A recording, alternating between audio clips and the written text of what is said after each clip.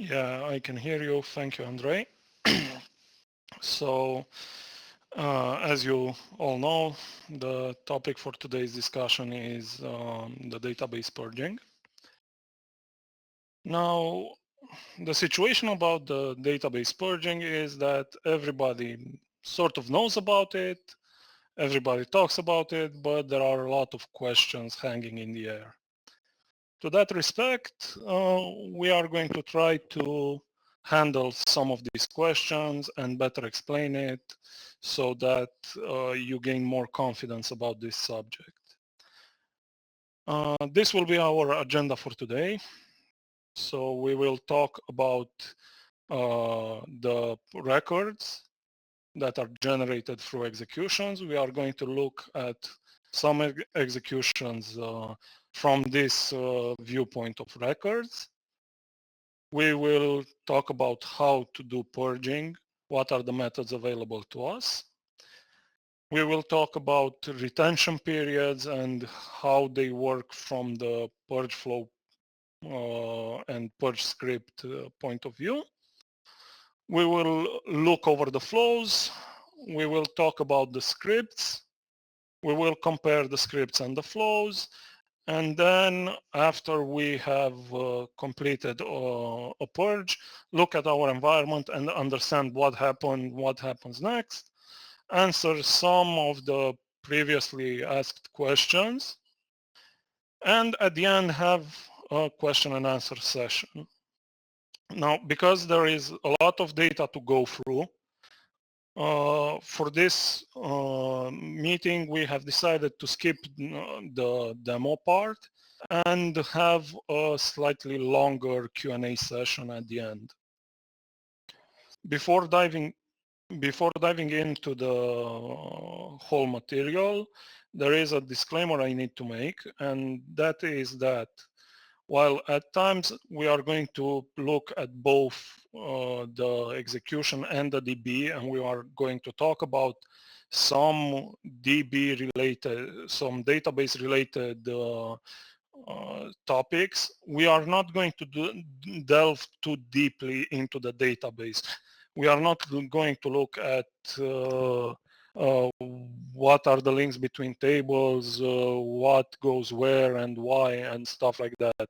This is simply a look at how we store some execution data and what happens when we delete this data and so on and so forth. Therefore, we are not going to be focused too much on the database operation as itself. So let's jump right in to records. Why we start talking about records is because when we talk about deleting data, either through scripts or through flows, we are going to basically delete these records which are generated. Now, these records are also a measure of batching for the delete procedures. We are going to have a max amount or a batch size style input, which refers to how many records get processed in one go. So in one query or in one call, how many records are being processed.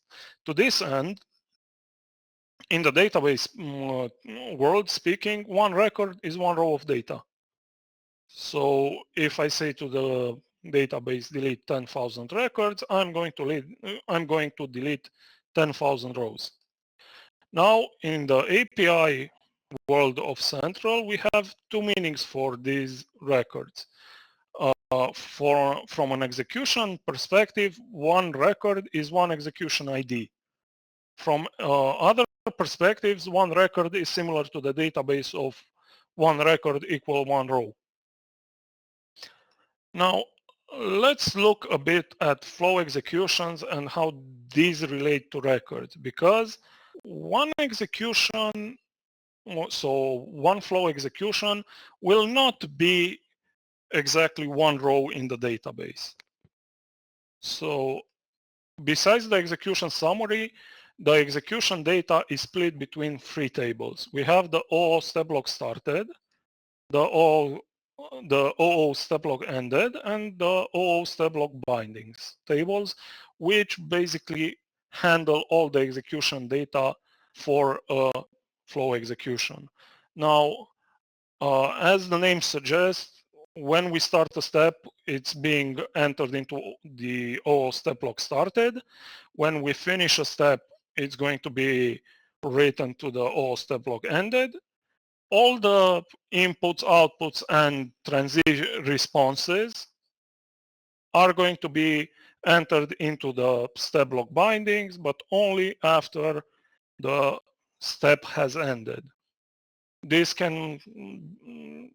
will also explain why when we look at a drill down, until the step completes, we don't see any details about the inputs of the step because these have not been persisted yet.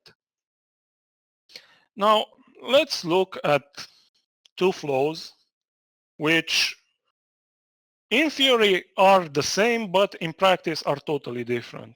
We're talking right now about the amount of records generated. So if we look in the tables, we will see that indeed the UUID generated started 2 steps, ended 2 steps, and has 4 bindings, which means responses, transitions, so on. Meanwhile, the HTTP client,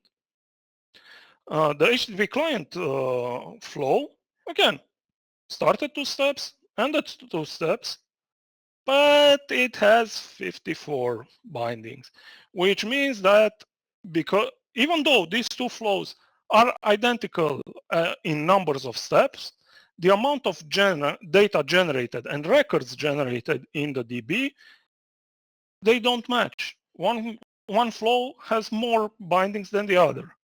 Why this is important?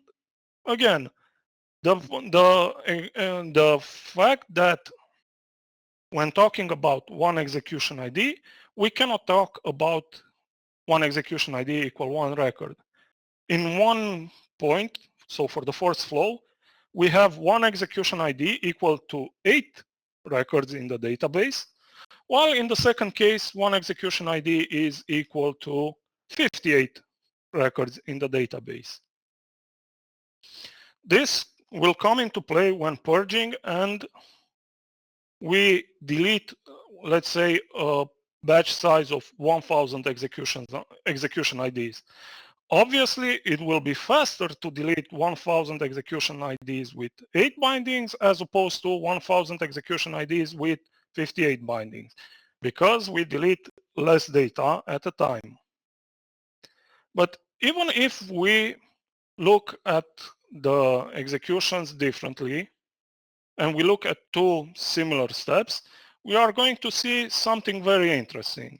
So as you can see, I have 2 executions, mode 1 and mode 2, which will be identified by the executions ID ending in 22 and 30.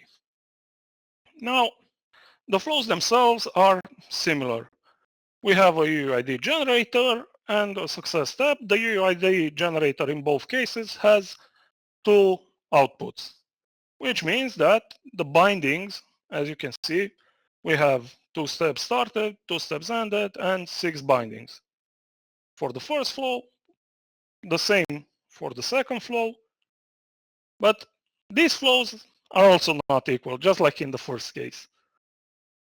The binding size, now, why the binding size is important is because most of the data that increases the size of the OO database as part of the executions is in the binding size, because all our large inputs, large outputs are going to be stored in the bindings table. Now, for the first flow, as I mentioned, the binding size is of 187 bytes. Since these flows are just for demonstration purposes, they are not going to have exceedingly large context, but the difference can be made between these 2 flows. Now let's look at the second flow. And we notice that it has 4,151 bytes, or more or less 4 kilobytes worth of bindings. This is because in one of the outputs of the second flow, we increased the size via filters. Now, the moral of the story here is that even if we have the same number of steps and the same bindings, all flows are still not equal. This will come into play into deleting data. Why I'm saying this is because when deleting data, most databases have this side effect, so to speak, to the delete command, which means that for the delete command first fetches the data and then deletes it. Now, normally the biggest hang-up when talking about large data amounts is that when selecting, this data needs to be provided to the user, so it generates more overhead. But the data of large size, even when deleting and is not presented to the user, still needs to be fetched. So you still need to fetch these large items and then delete them. So as a summary to looking at flow execution as records, we can take away that flow with equal amounts of steps generate different amount of records. The size of the context matters to the size of the records, which means that, as I said before, flows with equal amounts of steps and bindings have different sizes, and that this deleting of records is influenced by the size of the records and their numbers. So having 1,000 flows with a lot of steps and low context may be equally bad as having 1,000 flows with huge context and almost no steps, no bindings. This will come into play later, as I mentioned. Now, let's look a bit at purging and how do we actually do it. In HPE, deleting this data can be achieved in two methods. We can use flows, which are out-of-the-box solutions and are presented through content packs, or we can use scripts which are provided in maintenance packages. They are not provided out of the box with new releases. And we will look into both flows and scripts a bit in larger detail, and we will also look at them in a comparison. Now, before we dive into the purging of the data, we need to talk a bit about retention periods. So, as I mentioned before, when talking about flows or scripts, we will always have to decide how old are the records which we want to delete. And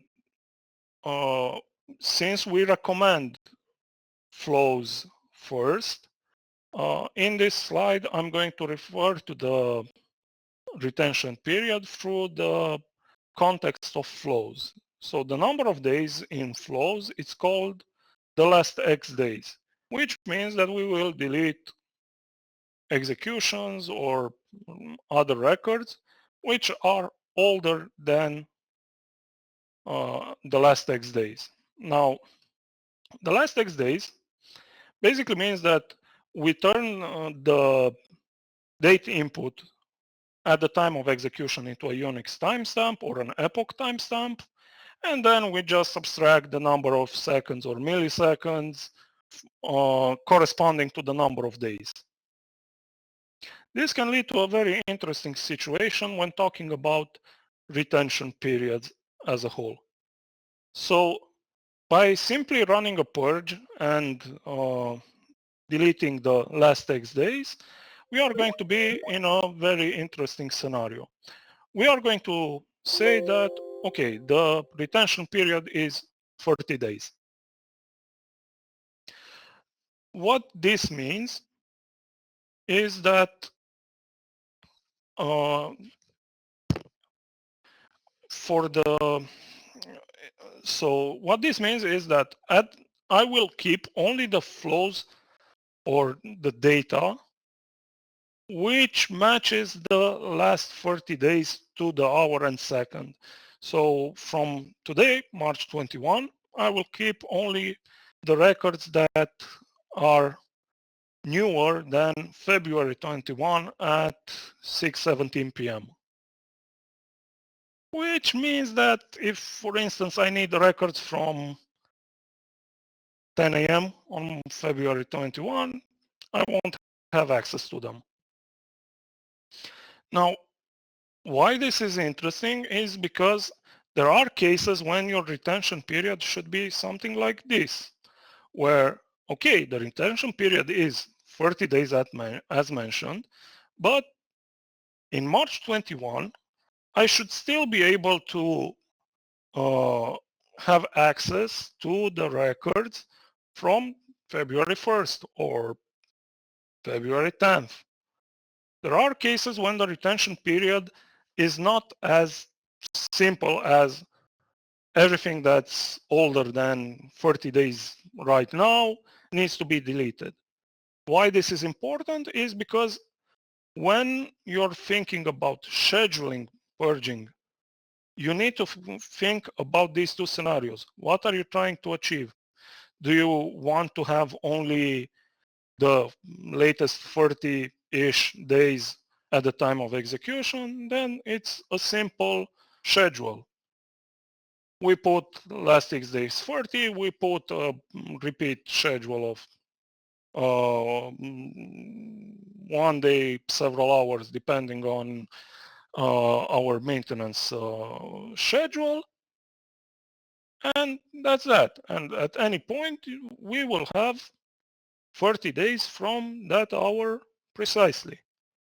If, on the other hand, we need to have 30 days, meaning the entirety of the last month or the previous month, then we need to schedule the purge to run, let's say, once per month at the beginning of the month, or have some more advanced methods of scheduling this purge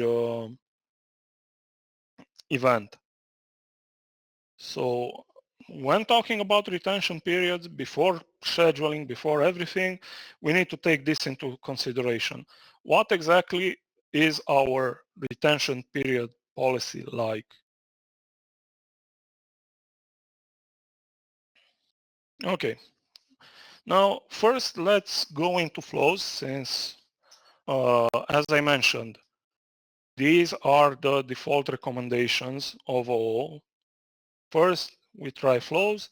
If these don't work, then we see about the scripts. There are 4 types of flows available to our disposal. We can purge audit data, debugger events, execution summary, and rerun data. We will talk about each type of data when talking about the flows themselves. All flows rely on all central APIs in order to perform their task. This means that none of the flows run queries on the database. None of the flows have any relation directly to the database. And as we shall see in the next sections, some API features that are available in one version of OO and in the respective HP solution content pack will not work on older versions of OO, even if the flow itself will work on older versions of OO. So purge audit data is a flow that delete audit records older than the retention period and should only be run if audit is enabled. Now, audit data is basically an internal form of OO which logs certain events. It logs login events, logout events, flow executions, and others. You can look in the concept guide to see all the events which are being handled by the audit methodology. Since for all OO installation, this is not on by default, you need to enable it. This is why I say that this flow needs to be run only when audit is enabled. There is no point of running the flow if no audit data is recorded. Sure, the flow will run successfully. It will report that it deleted 0 records, but there's no point in loading your environment with a task that will never actually perform anything. Now, purge debugger events. This flow and the API behind it will delete the remote debug events older than the retention period, just as the previous flow and API should only be run if remote debugging occurs on the central environment. And as a special situation, basically when remote debugging occurs on the central, we shall see an execution marked as debug, and we shall basically see all the steps, all inputs similar to a normal execution. Now, the API itself only deletes the events generated through remote debug, which are related to the remote debug event, the remote debug procedure. It will generate, the remote debug procedure will generate in central some events which are persisted and then are sent back to studio, and it will also generate a lock so no other studio can hijack the remote debug session. As such, the purge the debug events flow and API will delete only these events and logs, meaning that the execution itself will then be able to be considered a normal execution and will be deleted by the purge execution summary flow and flow/API. The purge debugger event does not target active remote debug events or executions. So even if running it with last X days equal to 0, this will not target active remote debug sessions. And finally, the purge execution summary. This deletes the execution data that is older than the retention period and has some inputs which will enable you to delete only parts of the execution. Based on, we have delete flow inputs, flow outputs, and step data as Boolean inputs on the flow, which translate into, if all of them are true, we will delete all the data but leave the execution container. So if all of them are set to true, in the execution summary, you will see an execution ID which completed with a certain status at a certain time, but all the data which would normally be seen under the drill down will be gone. So this will just be an empty execution ID. If we set all of these to false, then this will delete the execution ID as well. And in the central, it will look like nothing ever happened in that time period. deleting only step inputs or only step outputs will have the same effect of deleting only that part of the flow execution and leaving everything else in place and viewable. Just as the debug events, this API will not target active executions. Since we kept talking about active executions so far, what are these active executions? Active executions are executions which are in one of the following three states: running, paused, or pending. Now, the pending state is a bit special, as pending can lead to pause, pending can lead to canceled, or pending can lead back to running. Because of this special state of pending, the pending state is also viewed as an active execution. Yeah, at the end, it can be a completed execution, completed canceled. But at the time of viewing it pending, we have no way of knowing into which state it will end up. And as such is an active execution. Now, as I mentioned earlier, the Purge Execution Summary API has, and the Purge Execution Summary flow. So the Purge Execution Summary flow points to an API, which over the time has seen some improvements. So we have the 1020 moment when Purge Execution Summary was first introduced as a flow. It started deleting executions older than X number of days or older than the retention period, and all was good, so to speak. When releasing 1050, we got some feedback and we added a new functionality to this API. Okay, we kept the purge executions older than X days, and we also added purge execution with a certain status. Maybe I want to keep all the successful, failed, and canceled flows for 30 days, but flows which somehow ended with failed to complete, I want to delete immediately. So in this case, we added purge executions with a certain status based on feedbacks from customers which were actually using the purge flows. Then in 1060, based on more feedback, we added another capability, which is to purge executions of a specific flow UUID. Now, one thing which we need to keep in mind is that while we keep adding new functionality to the API, this is not, let's say, exclusive.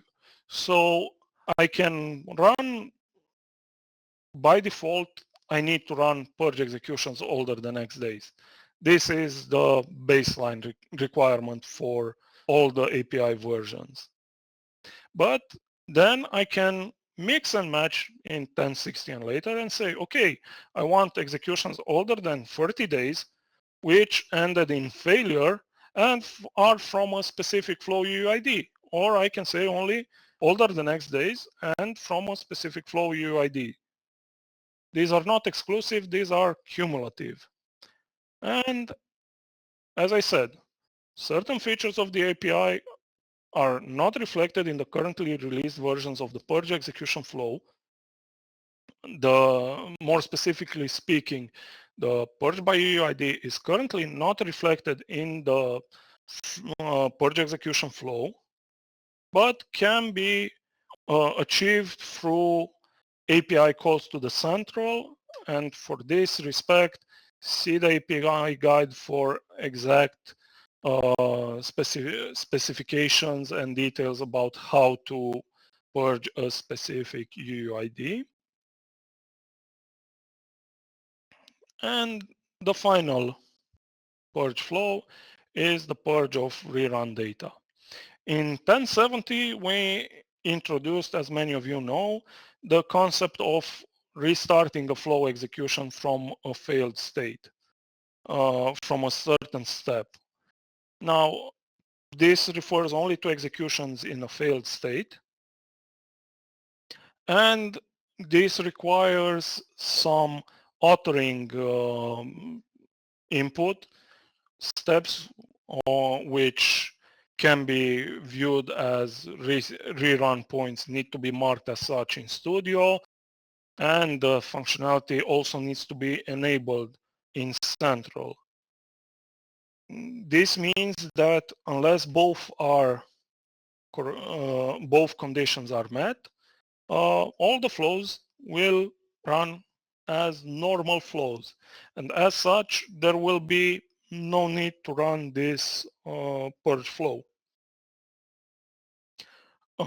This flow does not affect the actual execution data.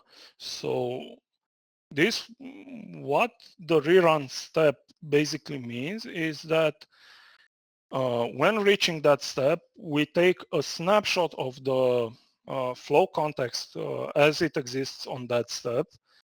We archive it and store it in the DB. And in case we need to rerun, we trigger an execution which has that specific context to see if, let's say, for instance, I'm trying to provision a server, there is a network issue and my provisioning fails. I can rerun this. Once I fix the network issue, I see that the network is stable. I can then rerun from the point where the network issue caused my server to fail and provision the server successfully. Now, since this data is a bit different than the execution data, it's stored separately, and it can be deleted separately. For successful execution, this data is deleted automatically. It is only kept for failed executions. Now, because going back to the provisioning scenario, I doubt any company would fail to provision a server and then keep retrying for the full 90 days, which is their retention period. Because in that scenario, they either don't really need that server or their business model is very interesting, to say the least. Because of this, we recommend that the rerun data retention period should be at most equal to the execution data retention period, but usually far smaller. Now, we've talked about the flows themselves. Let's talk about the scripts. So the scripts are provided through the HPE database maintenance procedures, and when you look at the scripts, you will see that they are separated between the various vendors and the various OO versions. This is because in different OO versions, there were some database changes made. Certain columns may have been renamed, certain columns may have had their data type changed, and as such, running the scripts with the old names wouldn't work. And we wanted to have an archive. We wanted to support older versions as well as newer versions. So the scripts are different between the various OO versions from this point of view. And they are different between OO versions because between the releases, we have gathered feedback and we try to improve them as much as possible by taking full advantage of the vendor-specific implementations of the SQL query language. This means that, for instance, for Microsoft SQL, if they provide us access to some data faster through an integrated procedure or function, we are going to use that function to get the data instead of the standard select. The same for Oracle and so on. Scripts only handle the execution data.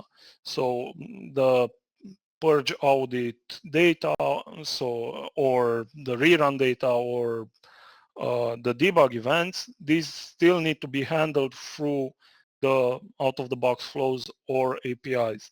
The reason why the scripts only handle the execution data is because since the execution data is the biggest occupier of disk space out of all these logs and data that is generated by OO, the performance impact is going to be the biggest there as well.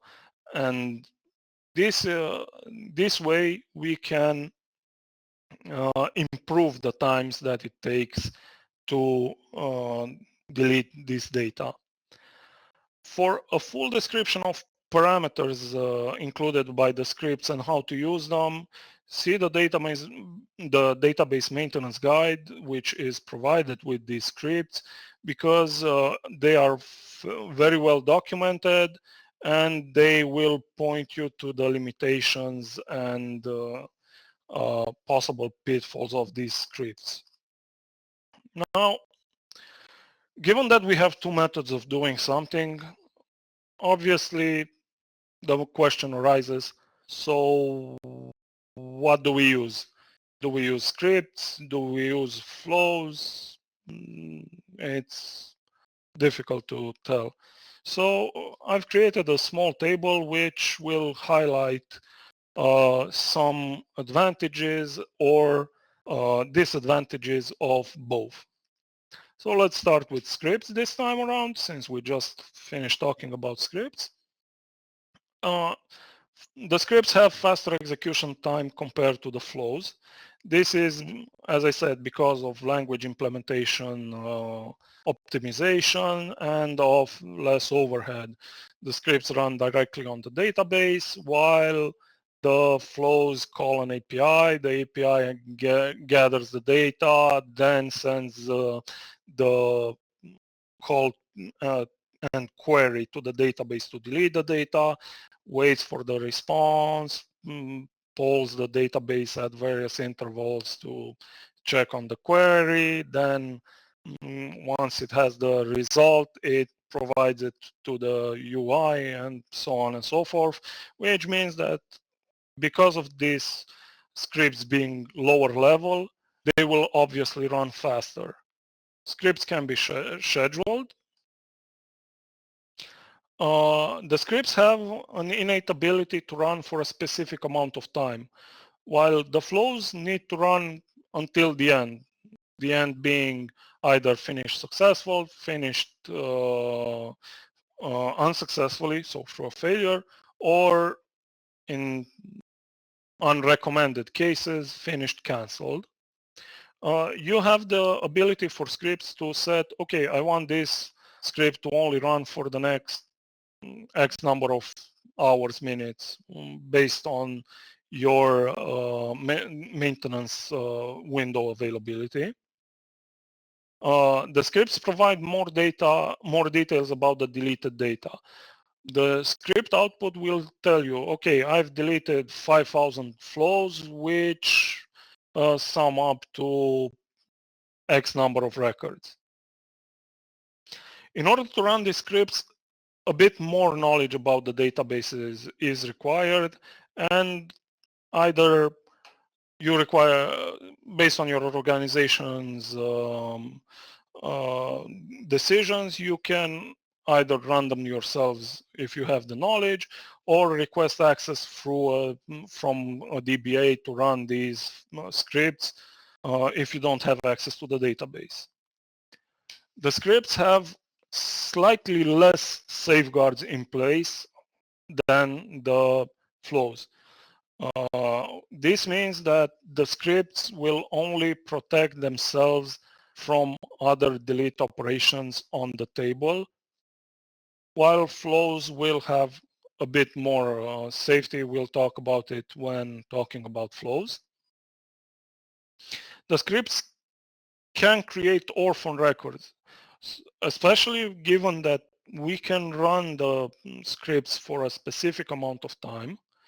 If the time expires and certain parts of the binding, usually in the binding area is where the orphan records are created. If at the time of expiry, not all the binding data has been deleted, it can happen that they create some orphan records. So records which are in the binding but have no connection with the step block ended, step block started, and the execution itself.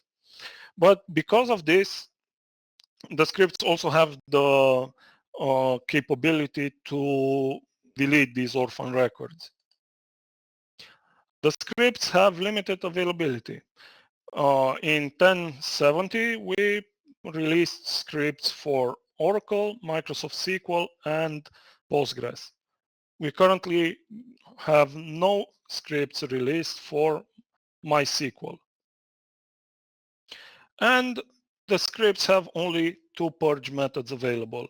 You can either delete everything as if nothing happened, or delete all the step data and leave the containers, the empty containers in the execution summary view of Central. There are no other options. There is no script to delete by UUID, to delete by status. Now, moving over to flows. So as I mentioned, flows are slower than the scripts, especially on larger databases, because on one side of the overhead of calling the API and the whole part about the API interrogating the database, receiving, polling, which adds a lot of communication time on the end of the script. And because I'm calling an API, I'm not running a script directly, the script that I'm running needs to be understood by the programming language of Central as well. So the scripts that are deleting the data are more generic than the specialized scripts for each vendor. And as such, will take longer to delete data, especially on larger databases where we have a huge number of rows, and possibly rows with large sizes. The flows themselves can be scheduled just as the scripts, so we are on parity there. Preferably, the flows need to run until completion. Granted, they can be canceled, but ideally they need to be let to run until completion. There is limited details about the deleted data provided, meaning that the flows will just say, okay, I deleted 1,000 records, but they will not say how many rows has been cleared. There is no database knowledge required in order to run the flows, since you are not actually running SQL code, and as such, you don't need access from your DBA or a DBA to use them. There are more safeguards in place. The flows first create a content lock and then a table lock, so you are pretty much assured that no two delete actions from flows will run at the same time. They cannot create orphan records since they delete in a more generic way, and due to the nature of Central, only when they finish the delete cycle can you cancel or finish the execution prematurely. They have general availability. They are available also, they work also on MySQL as opposed to the scripts. And as we discussed previously, we have multiple options for purging. Delete only inputs, outputs, delete data, delete everything. So you have more options at your availability. So we have deleted our data either through scripts, flows, doesn't really matter. Now, what happens? Because the DB size on disk on the database, that size hasn't changed. The database health graph, which shows you the size of the use space in the database. This hasn't changed. Did it even work? Did it delete anything? Now, let's understand the database and see each point individually. So yeah, while the database size on the disk hasn't changed, space has been freed up inside the database. This means that the database size will no longer increase on the disk until the free space from within the database has been used up.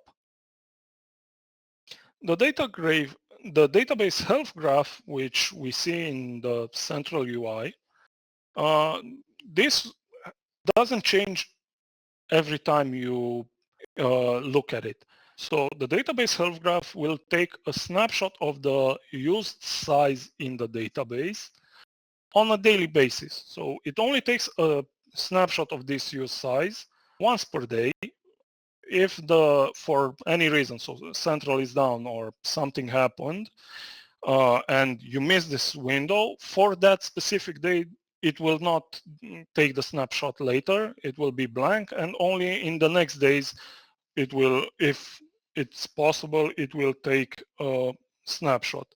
As such, if the purging finished before the snapshot occurs, you will see a change in the graph in the same day after the snapshot happens.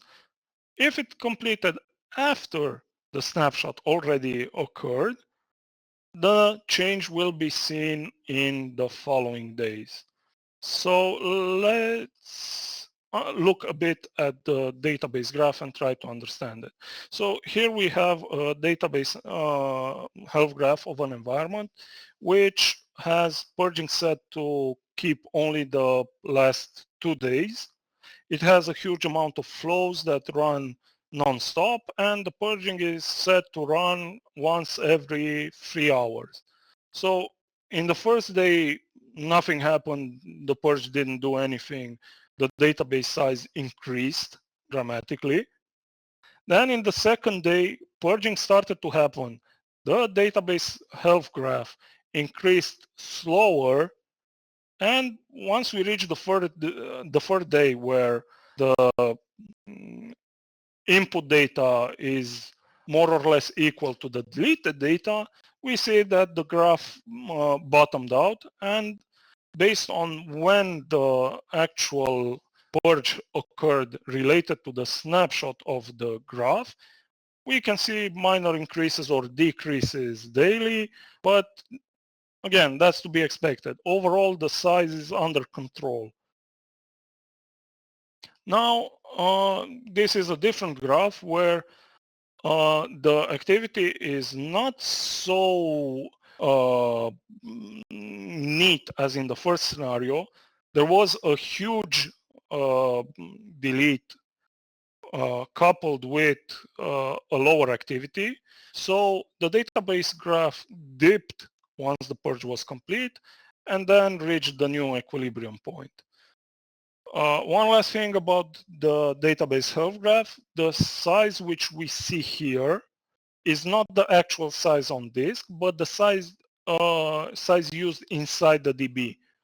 So while this graph is good to have a picture of what's happening in your database environment, do not take this graph as actual size on disk.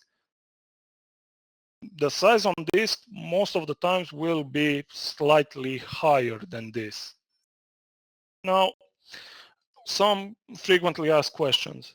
So what should I use, scripts or flows?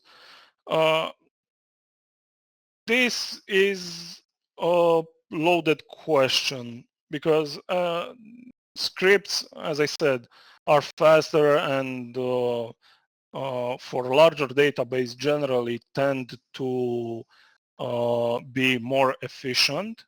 There are times when flows are equally as good. So if you don't have access to a DBA, you don't have somebody with database knowledge, it's somewhat safer to, okay, let flows run longer and have less data deleted on each flow iteration than maybe having scripts not run properly at all because of bad configuration. So how to increase the speed of purging, how to reclaim the space on disk, index maintenance, and how often shall we do it? How safe is purging? These are all the questions which we get answered. So we get asked. So in the first case of what should be used, scripts or flows, depends on your environment, depends on your availability. Now, how to increase the speed of purging?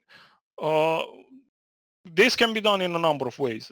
Either delete less data more often. So if your database is huge enough, deleting 30 days will obviously take longer than deleting one day 30 times. So again, look at your environment, see how long it takes and plan accordingly.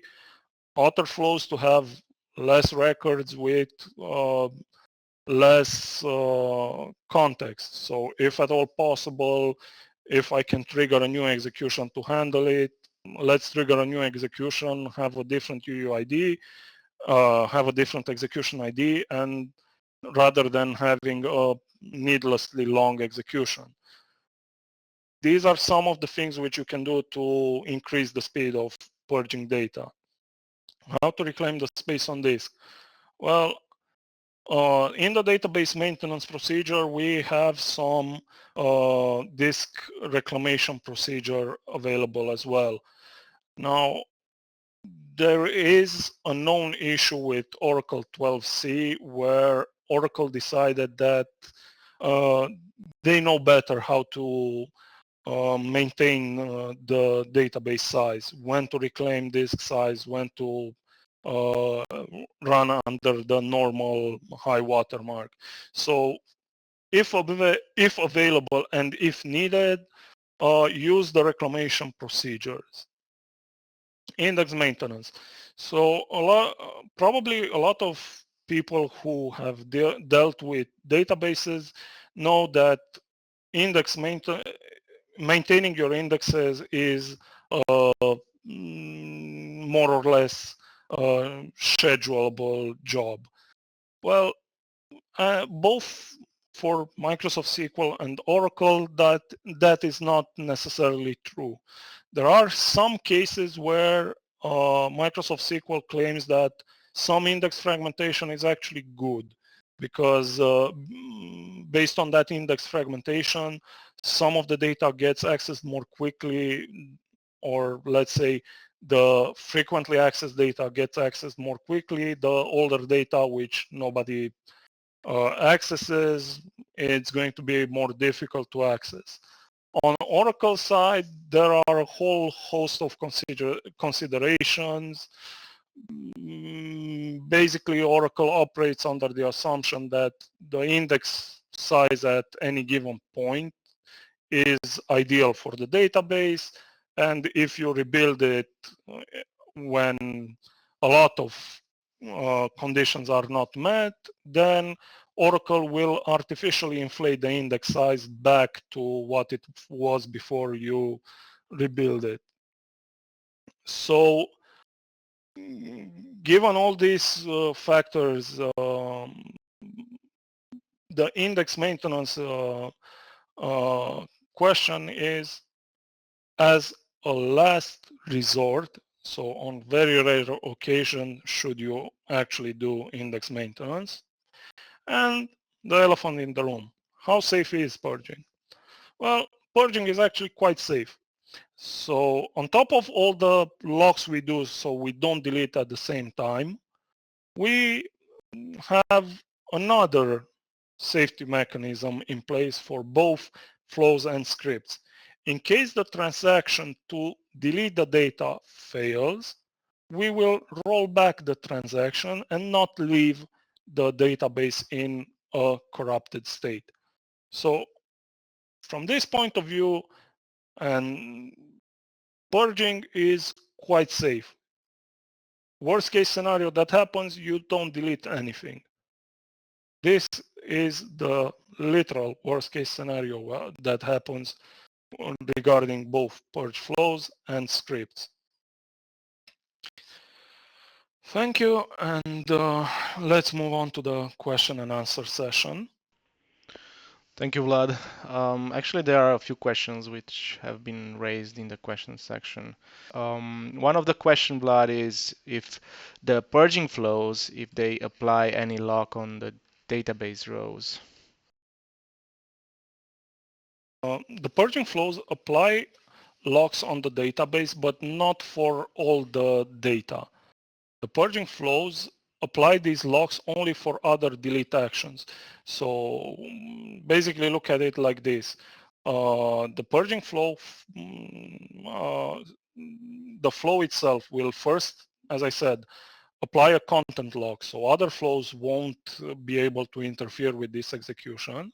And while the API actually deletes the data, it will apply a database table lock which will block other API calls from deleting this data.